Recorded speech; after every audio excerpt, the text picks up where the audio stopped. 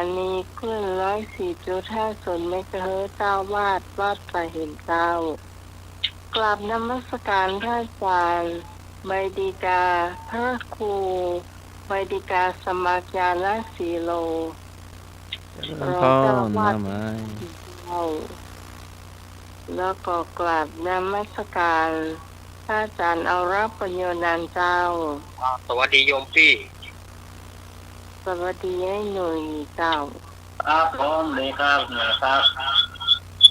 สวัสดีคุณผู้ฟังที่อยู่ทางบ้านที่กำลังรับฟังรายการธรรมะคลายเครียดอยู่ในขณะนี้นะเจ้าวันนี้เรากลับมาพบปะกันเหมือนเช่นเคยเจ้า3 ทุ่มประมาณนะเจ้าวันนี้การเลิกการลานี่เขาบัตานะเจ้าบางวันก็เจ้าบางวันก็เลิกเด้อมาเป็นหมอกนะเจ้าที่ไอ้หน่วยวีดเลยเจ้ามันแบบเป็นหมอกเจ้าแต่คืนนี้แค่รับแกเนี่ยก็เลิกเจ้าหน่อยโอ้เขาตันเฮาอุ้มเป็นเหลืองเลยเนาะในป้อแย่งก่อนนี้เนาะแต่วันนี้ไทยยังคอยได้กะฮะเจ้าวันนี้พระเจ้าพิสมัยสุริยดรเจ้ามาเป็นผู้ดำเนินรายการในช่วงนี้นะเจ้าต่อไปพบปะกับพระอาจารย์สมัครนะเจ้า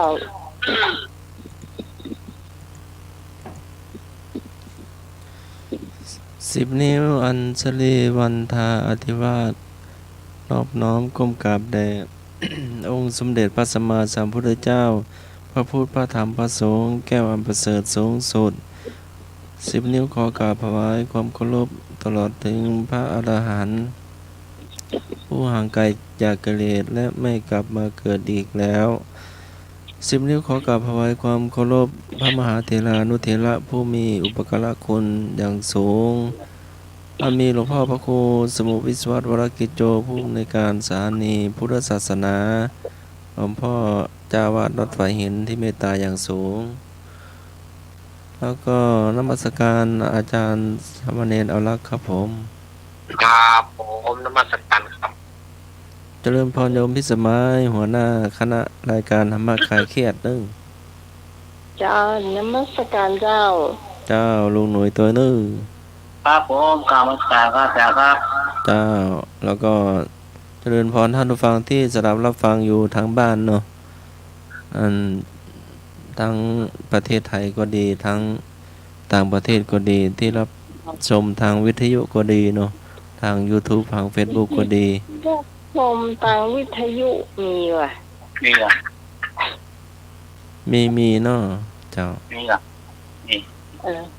ดูทาง YouTube นะเจ้าช่วยแชร์ช่วยกด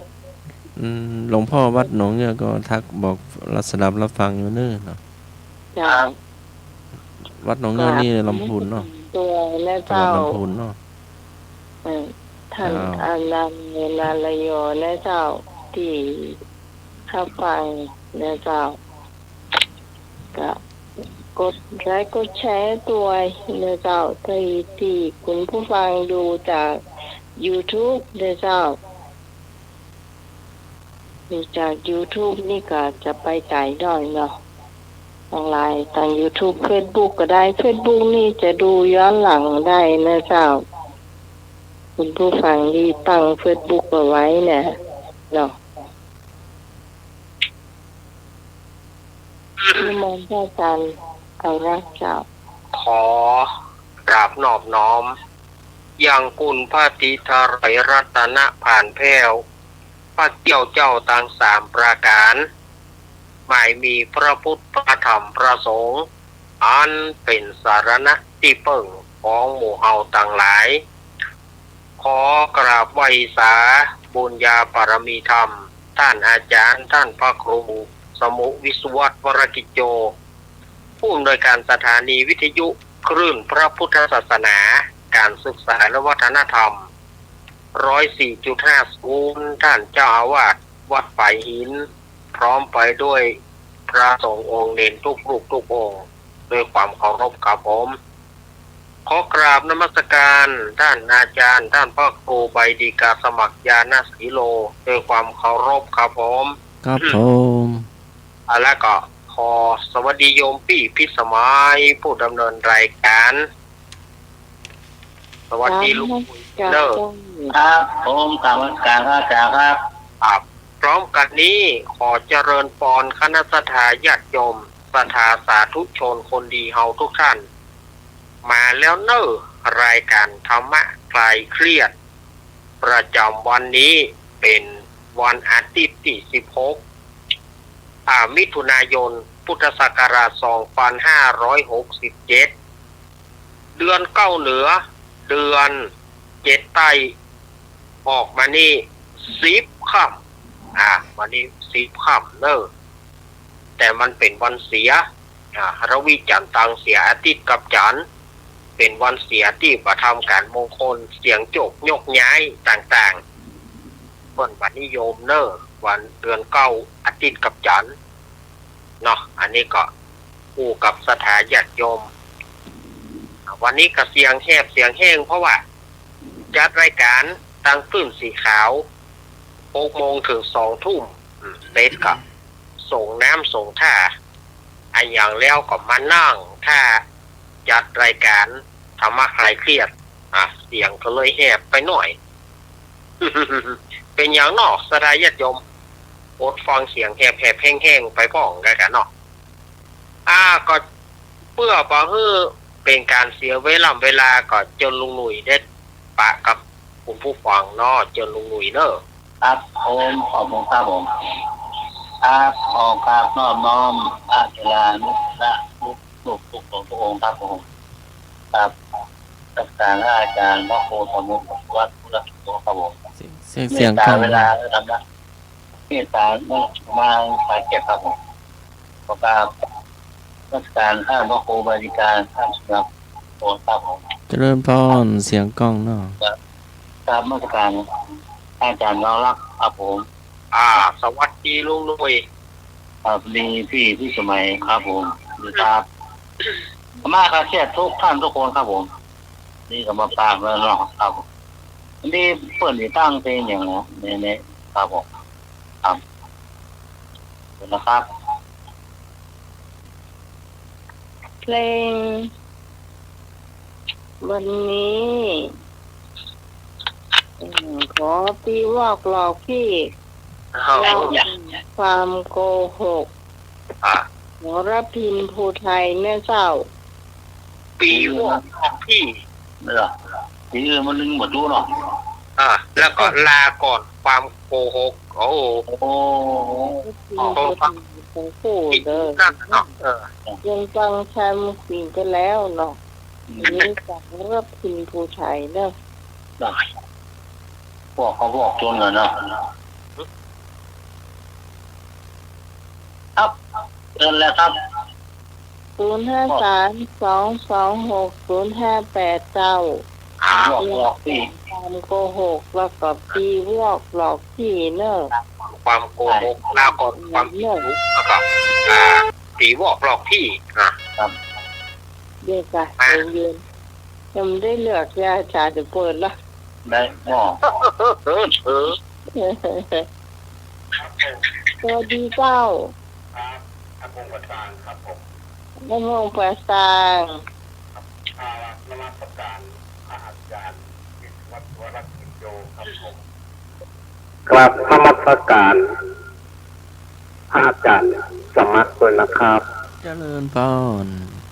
กราบนมัสการพระอาจารย์เอาลักครับผมสวัสดีไอ้พงสวัสดีคุณพี่สมัยเนอจ้าสวัสดีเจ้าพงเจ้า สวัสดีไอ้หนุ่ยครับผม ครับผมดีครับผมครับ ครับ สวัสดีแม่บุญพี่กรพี่พรแล้วก็แม่สุพิษโดยทุกท่านครับแม่ทุกท่านนะครับผมเลือกเพลงลาก่อนความโกหกครับผมลาก่อนความโกหกมาอันดับหนึ่งแล้วก็ ชอบ ขอเพลงได้ก่อนครับ ขอเพลงสักเพลงได้ก่อนครับ ลองดูอ่ะ รอหน่อยน้ำปิ่มของชายเมืองสิงห์ครับผม เจ้า อ๋อห เพล น่ ง วย นี้ น้ ม อ อง บพิ ติ๋ เศ ม ษแต่คนชื่อปิ่มนะครับผมครับสวัสดีครับ เจ้า มาสายที่สอง สวัสดีเปล่ามาวิทยุหน่อย ไปยายพรกะ พี่เถอะก่อนพี่เถอะก่อน แล้ว ยายพร อ้าววันนี้เอาเพลงนี้เนี่ยเบื่อความโค้งครับ เว เกี่ยว ลา กับ ก่อน โค้งครับ ลาก่อน ก่อนความโกหก ลาก่อนความโกหกเนาะยายพรเนาะ ก่อนความโค้งครับ ไอ้ยะอะไรใจเบาๆเด้อ ใจเบาๆเด้อยายพรนี่นะ แล้วฝากไปให้ที่สมัยคนงานกันเลย อะไร โอ้ เนาะ โห ดู เพลง ค มัน รับ แต่งไปได้ โอ้ย เออ พระครูสมัครกันเลย เจริญพร ก็ครูคนกู้เก่งกู้องค์นะธรรมะใครเครียด เจ้าขอบคุณเจ้ายายหอน ครับ คนอื่นชมได้ชมก็น้องคนเดียวกว่า เออยายพรนี่นะ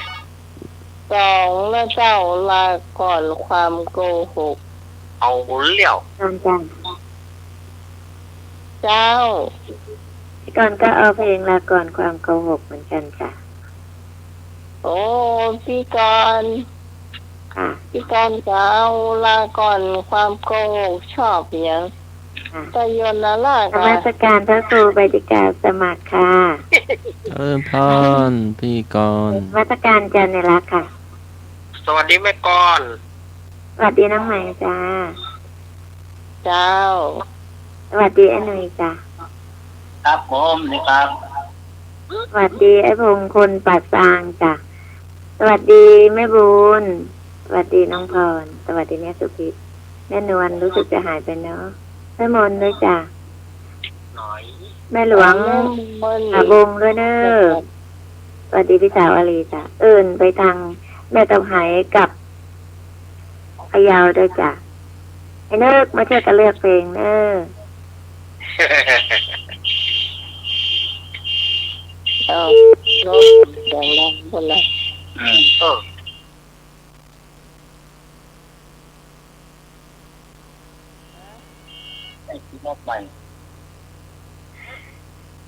กล่าวภาษาพระอาจารย์ท่านพระครูสมุทรวิศวัตรวรกิจโยผู้อำนวยการสถานีเจ้ากล่าวภาษาพระครูบดิกาสมัครยาณสิโรเจ้า เจริญพรพี่กรณ์ เจ้ากล่าวภาษาพระอาจารย์เลด้าเจ้าส เจ้า วัสดีน้องใหม่เจ้า เจ้า สวัสดีลุงหนุ่ยเจ้า ครับผมเลขาพรครับ สวัสดีไอ้พงษ์เจ้า สวัสดีแม่บุญสวัสดีพี่กรณ์สวัสดีแม่สุพิษสวัสดียายพร ไปไหนได้ยินก็เพิ่นแซวยายพรอ่ะ แล้วสวัสดีธรรมะคลายเครียดทุกท่านโนเจ้าพี่พรจะเลือกเพื่อความโกหกเจ้าเวลาก่อนความโกหกก็เจ้า นะลาก่อนความโกหกกะ โอ้โหโอ้ โอ้ที่สายผ่านไปเหม็น โอ้ โอ้โห โอ้โห มาแล้ว ผมนึก โกหกครับ เอา โอ้เลย เจ้า รับต้นความโกหกรับเป็นผู้ไทย มาปีหลอกลองพี่อ่ะ เอาครับ ว้าว โอ้ที่บอกเราพี่มาเอาอ่ะ ติ๊กบอกโอ้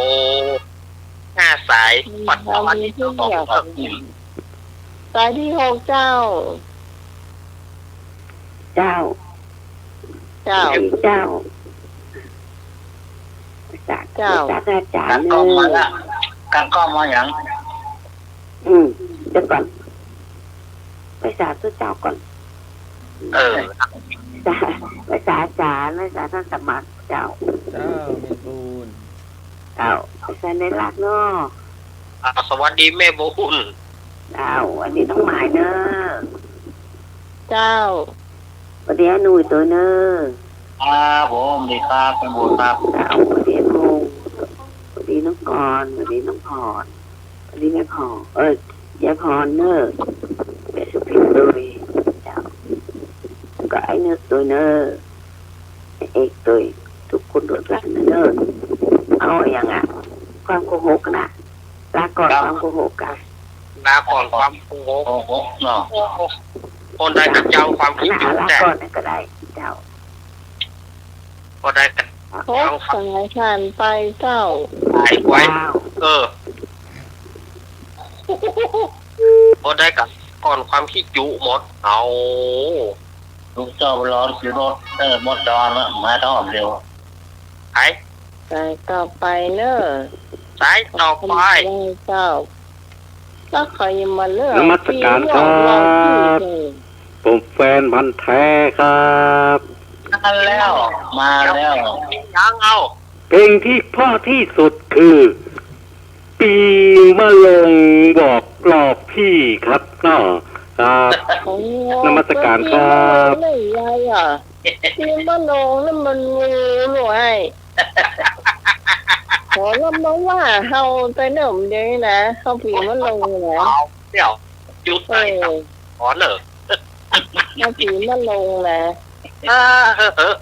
ผีบอกเนอะ ปีวอกหลอกพี่ เอาละปีวอกหลอกพี่ก็หามาสายเดียว แล้วก็ลาก่อนความโกหกหกสายเนาะ 6-1เนาะ 6-1ปัดเท่า อันนี้ก็เนา เพราะว่าได้ยายผีมันลงไปเดียว ที่โอพิษใหญ่ ผีโตพิจารไม่ใช่ใครจะนักรู้ เนาะ พูดอีกหน่อยพูดไปแรกกันหน่อย ต้องปีนายปีเฮาอีก แม่น โอ้โหจังหนักน้อยไปอ่ะ ไอ้ยะ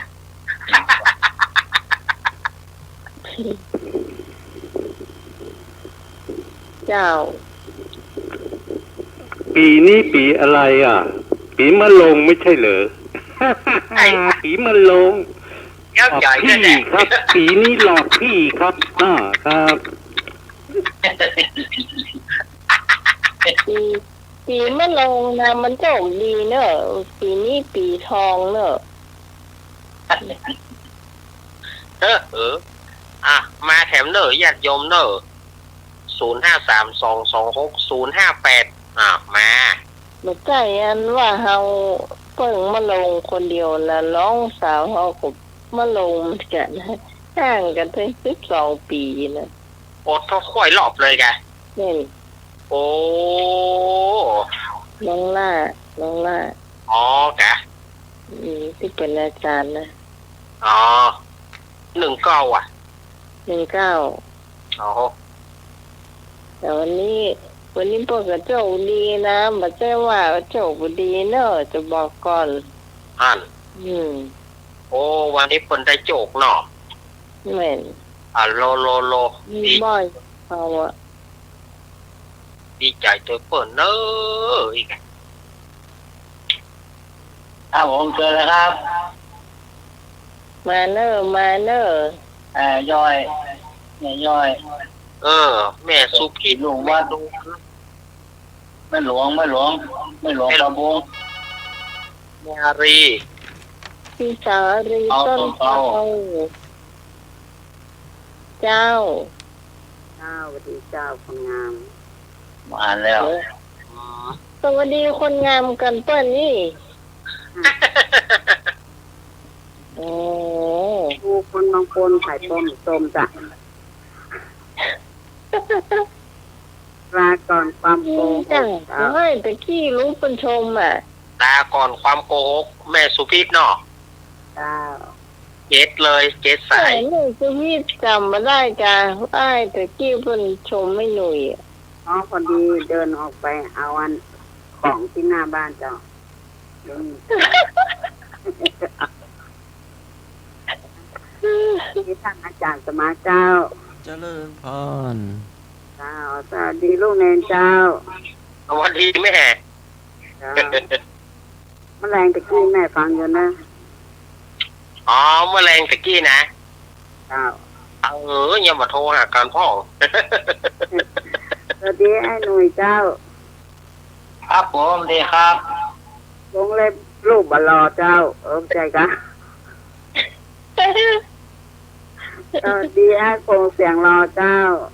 สวัสดีทุกคนคนงามเจ้าสวัสดีแม่บุญเจ้าสวัสดีพี่กรณ์กำมลคนเก่งเจ้าสวัสดีคนงามเสียงหวานเจ้า อ่า ขอบคุณนั่งเจ้าที่ชมเจ้า นี่เขาได้หยอดแล้วนะเนี่ย น่าไม่ใช่ธรรมดาเนาะ ไม่ใช่ธรรมดาสักกรรมอ่ะ ลาลาลาลาลาลาโอ้ลาก่อนความโกหกนี่นำลิ่วเลย วันนี้ เจ๊สายผ่านไปเนาะ สายผ่านไป ปัดโท เจ้า ษ เจ้า มาแล้ว แม่หลวงอ้าว เดี๋ยวก่อนนมัสการพระคุณเจ้าทุกๆรูปนะเจ้า เจ้า ก่อน เจ้าสวัสดีน้องใหม่เนอร์สวัสดีไอ้หนุ่ย สวัสดีครับแม่หลวง เจ้าแฟนๆธรรมะคลายเครียดทุกๆคนเจ้า พี่ตองชมไม่หนุ่ยอย่าฟ้องกะไอ้ดูมันน่ะ อืม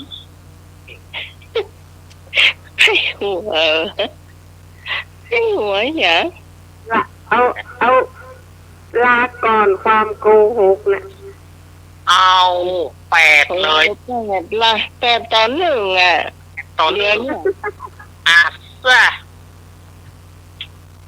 ลาก่อนความโกหก คนใดกระจังความคิดจุแต่ คนใดกระจังความคิดจุบ่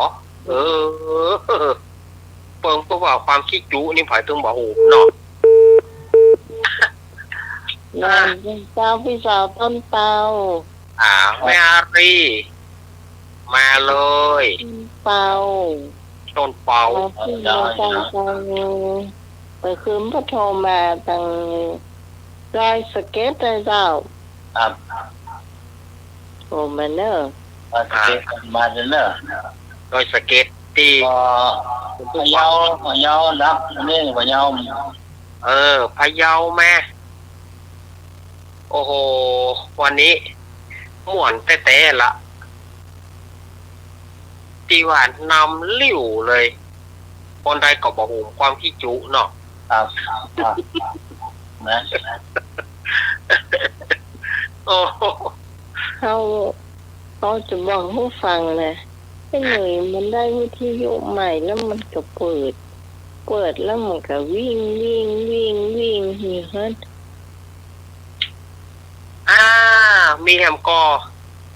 เจอ ได้ แล้ว เยอะ053226058ไม่พอหรอก ฮะ พี่พรเอราวัณอ่ะ อย่าหมอแม่ จะอยู่จ้างการน่ะ ไอ้คนนี้จ้างเพื่อครับ ฮะ จ้างเพื่อ จ้างการก็มีหรอ จ้างทางนี่ครับ จ้างการไปตังเมื่อไรเด็กปุ่นน่ะ นั่นจ้างการ เจ้า จ้างการจ้าง แม่ เพื่อ ฝ่ายที่จะยังบ่ได้ตายเพลงตัวยังบ่ได้ ไม่นวลแต่คืนกับไอ้แซบ เจ้าโทรเข้ามาเนอะเรือภัยนี่แต่ภัยที่ยังไม่ได้โทรเข้ามาแฟนรายการเจ้าแม่เรือนคำเจ้าหมอสร้างมาเนอะ มนแม่มน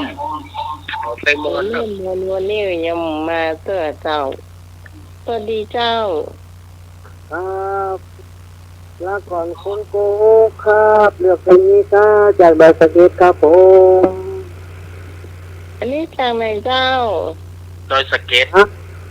ดอยสะเก็ดครับ อ๋อดอยสะเก็ตคนตะวันเนาะ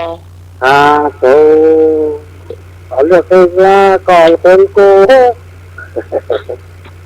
โอ้ ครับผม โกหกของพอเนาะ ครับ ขอบคุณครับ โอ้สายตอนหนึ่งเจ้า 9-1โอ้เอารอบตัดสินบ่ ครับก็จะเก็บ เห็นก็สายเนาะมีเห็นเจ้าร อบตัดสินพ่อนี่ เดี๋ยวนี้มี10 สายเนาะถึงเพลงเป็นปีใหญ่หนึ่งปีนะแม่1 สายเนาะเจ้า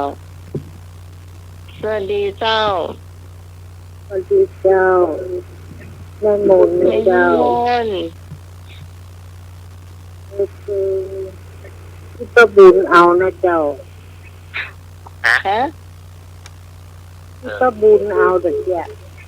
บอก ประบุญ